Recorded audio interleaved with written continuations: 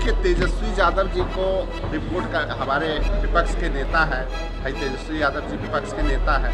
वो अपना विपक्ष का काम कर ही रहे हैं, विपक्ष का काम कर रहे हैं तो वो सरकार के ऊपर तरह तरह की बात को उठाते रहते हैं।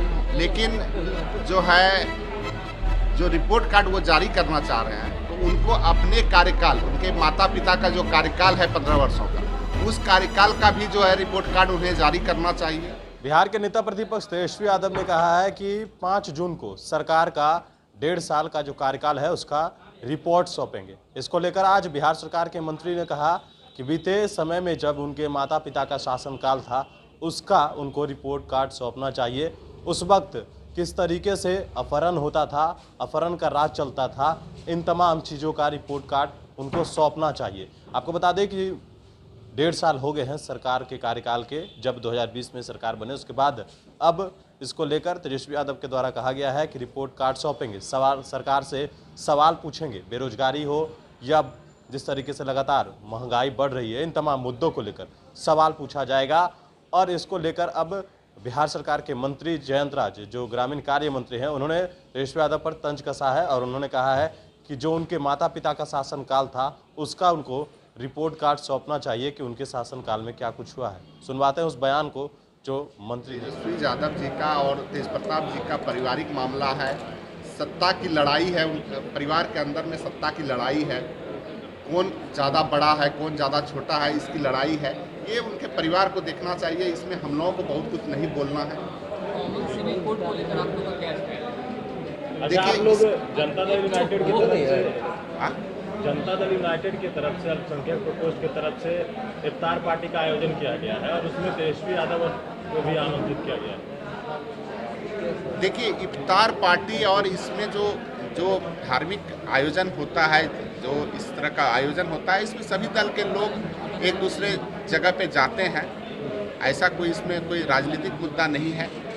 बीजेपी के लोग भी आते हैं, बीजेपी के भी इफ्तार, शाहनवाज जी का इफ्तार पार्टी था उसमें भी सब लोग गए थे, मुख्यमंत्री जी का लाए थे उसमें भी गए थे, तेजस्वी यादव जी का इफ्तार पार्टी था उसमें भी लोग गए थे। इसमें तो कोई कॉमन सिविल कोड को लेकर समस्या रहता है, उसको निदान यहाँ पे किया जाता है कि हर एक रोज मंत्री यहाँ पे बैठ रहे हैं तो जो भी संबंधित विभाग रहता है उसके लोग आते हैं और उसका जो है निपटारा किया जाता है।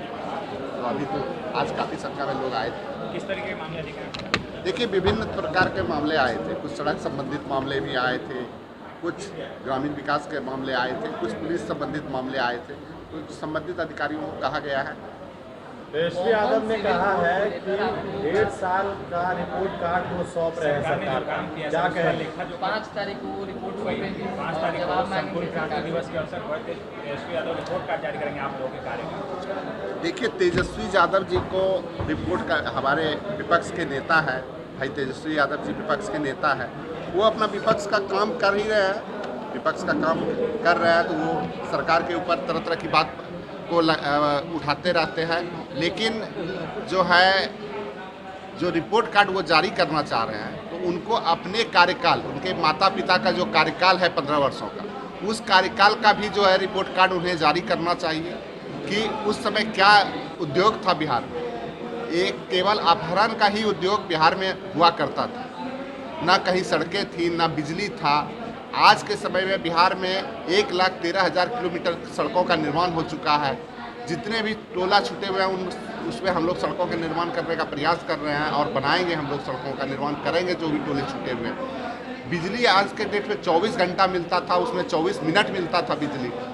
और उद्योग का क्या स्थिति था बिहार में? कौन सा उद्योग था उसमें?